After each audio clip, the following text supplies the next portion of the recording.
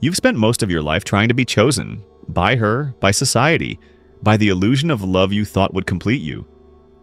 But here's the truth you were never told. As long as you seek yourself through the eyes of another, you will remain a victim of their shadow and your own. You thought the answer was to be better, kinder, more available, more of what she wanted.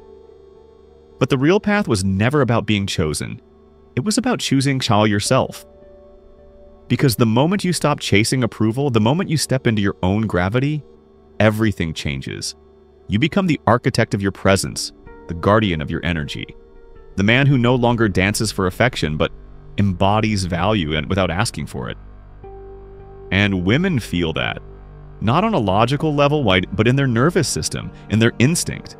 Because you're no longer seeking arousal, you've become a source of it, not through strategy, but through wholeness. You're not reacting to the feminine, you're creating polarity by being deeply rooted in your masculine. Jung said, "Your vision will become clear only when you can look into your own heart. Who looks outside dreams. Who looks inside awakens." Now is your time to awaken. Not to manipulate, not to withdraw in bitterness, but to arise. To stop being a mirror for someone else's chaos and become the flame that lights your own path. If this message found something buried in you, click subscribe. Because this is just the beginning. And the man who walks this path doesn't chase shadows. He integrates them and becomes the storm others only dream of surviving. Wilhelm Reich was not made for obedience. He began as a disciple of Freud, but even in those early days, he saw something deeper in human suffering, something electric, something forbidden. To Freud, libido was theory. To Reich, it was life itself, a biological force, a spiritual current, a truth the world was too afraid to face. He believed that sexual repression wasn't just personal, it was political. That when we are disconnected from our desire, we become easier to govern, easier to manipulate, easier to break.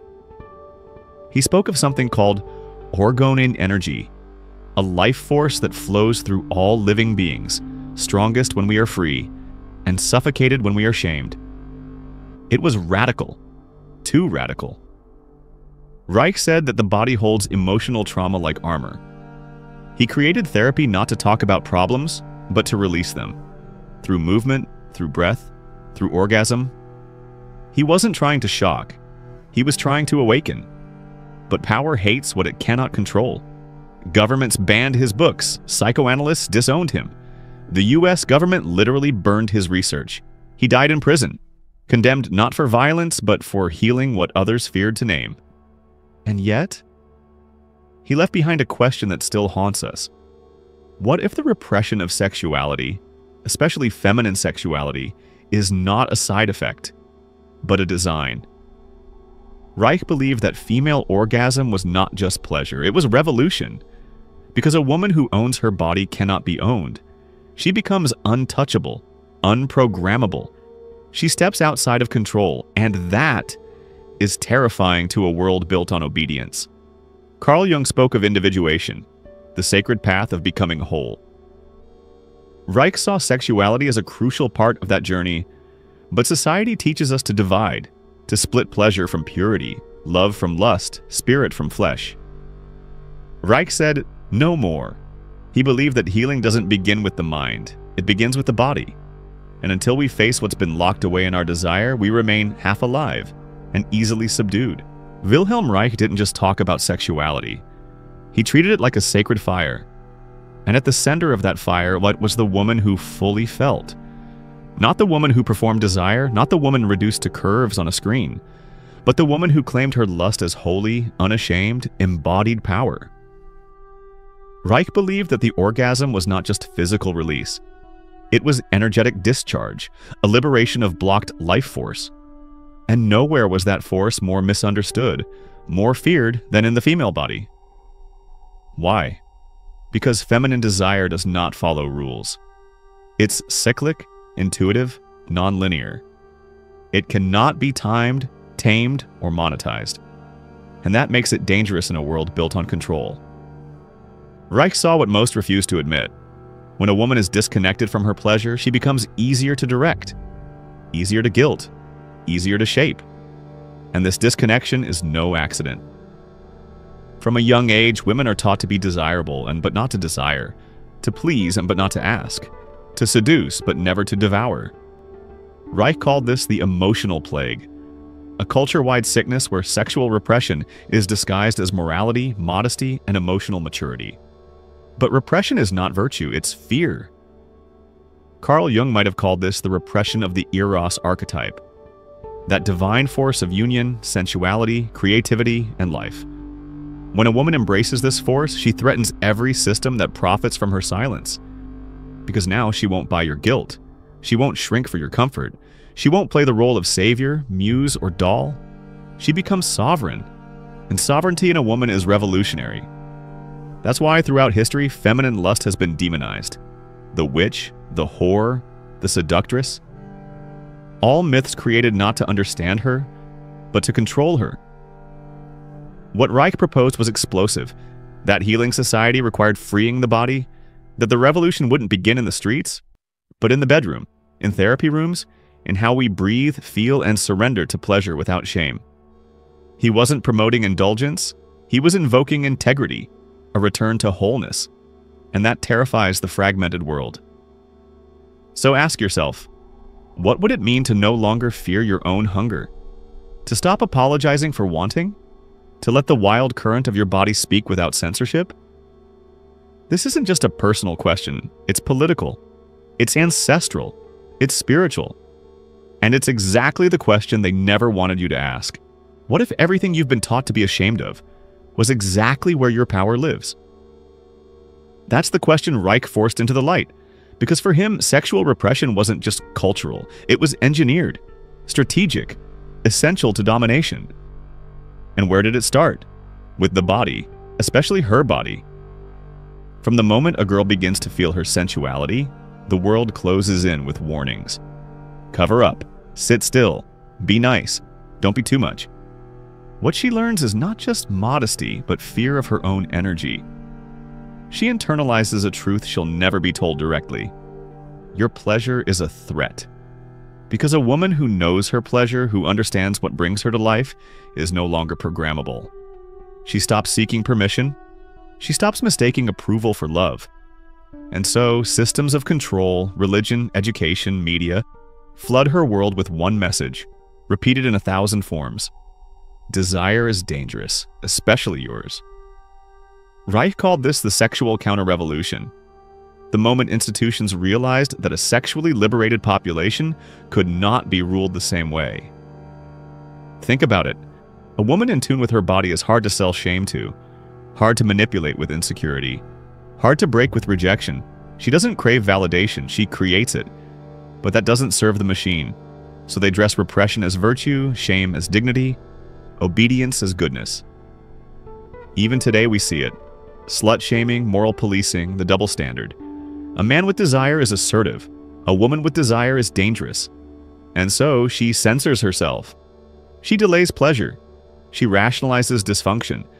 She believes love means sacrifice and that suffering is the price of being chosen. But here's the truth Reich was crucified for. Pleasure is not the opposite of discipline. It's the foundation of freedom. When pleasure is repressed, violence takes its place. Frustration becomes aggression. Tenderness becomes control. Connection becomes performance. This is not about sex. This is about energy. About how societies collapse when their citizens forget how to feel. Reich wasn't advocating chaos, he was pointing to coherence. He believed that a body at peace with its desire was a body immune to tyranny. But they couldn't allow that idea to spread. Because if a woman ever stopped apologizing for her pleasure, she would become impossible to manage. And so they buried the message, burned the books, labeled the man insane. But the energy never left. It waits. In every woman who ever questioned her shame. In every breath that wants to be felt more fully. In every heart that whispers, maybe there's nothing wrong with me at all. They didn't just repress female lust, they learned how to weaponize it. Because when they realized they couldn't fully extinguish that energy, they did something even more insidious. They redirected it. turned it into a tool, a product, a trap. What was once sacred became spectacle, and suddenly feminine sensuality was everywhere, on screens, in ads, in songs. But not as power, as performance. What we see today is not sexual liberation, it's sexual simulation, engineered to stimulate but never to awaken. The body becomes a brand, desire becomes algorithmic. Pleasure is packaged for consumption, not communion.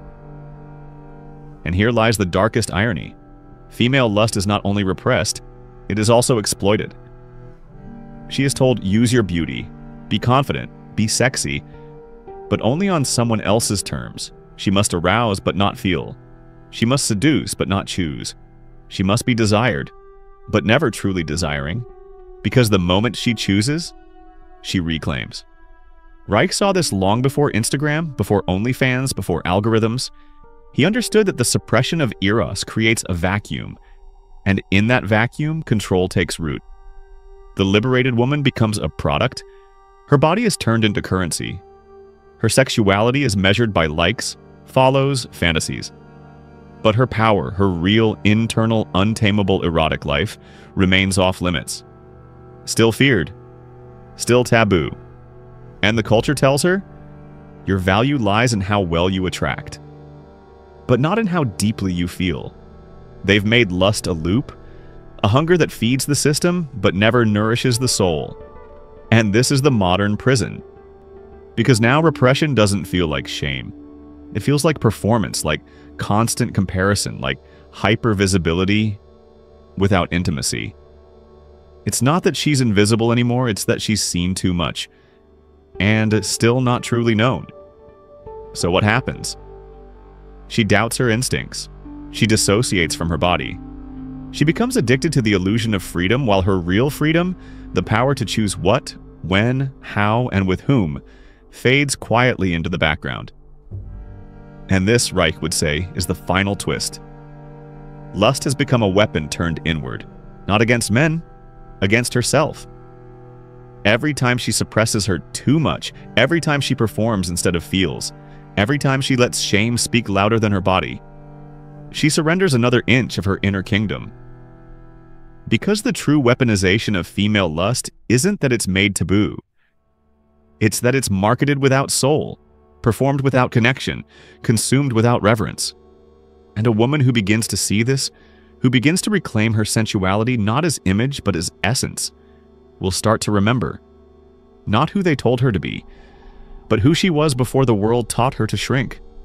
That woman cannot be tamed, and that's why they fear her. Something begins to shift the moment she stops apologizing for her desire. It's not loud. It's not dramatic. It's silent, but seismic, like the earth cracking open from beneath a centuries-old silence. When a woman reclaims her erotic energy, not to attract, not to impress, but to feel herself again, something ancient returns. She no longer asks for permission. She no longer waits to be chosen. She becomes the one who chooses. This is not about domination, it's about presence. A presence that cannot be faked, a wholeness that radiates from the inside out. The kind Reich tried to name, and the kind society worked so hard to silence. Because when she awakens, she stops playing the roles. The nurturer without boundaries, the pleaser without need, the good girl who swallows her own fire just to be loved. She doesn't burn bridges, she becomes the fire. Carl Jung would say this is the return of the anima in her full expression, not just as emotion or intuition, but as instinct. The sacred union of body and psyche, of shadow and light. And this kind of woman is dangerous. Not because she seeks to harm, but because she sees. She sees manipulation for what it is. She sees guilt as a leash. She sees the difference between love and control, and walks away without fear. And when she walks away, the systems that once fed off her compliance begin to tremble. Because she's no longer playing the game, she's writing a new one. Her very existence becomes a mirror. And what she reflects is unbearable to those still enslaved to repression. She says no without explaining. She says yes without guilt. She moves through the world with a power that doesn't shout, because it no longer needs to. And here's the secret. This awakening isn't just for her. It's for all of us. When she heals her relationship with her pleasure, she doesn't just liberate herself. She becomes a living permission slip for others to do the same. Reich saw this as a collective revolution, a ripple effect that begins in the nervous system and spreads into families, relationships, cultures. And yes, it's uncomfortable to be misunderstood, to be called wild, to be feared. But the awakened woman no longer fears discomfort. She understands that pain is not her enemy. It is her portal. And once she steps through it, there is no going back.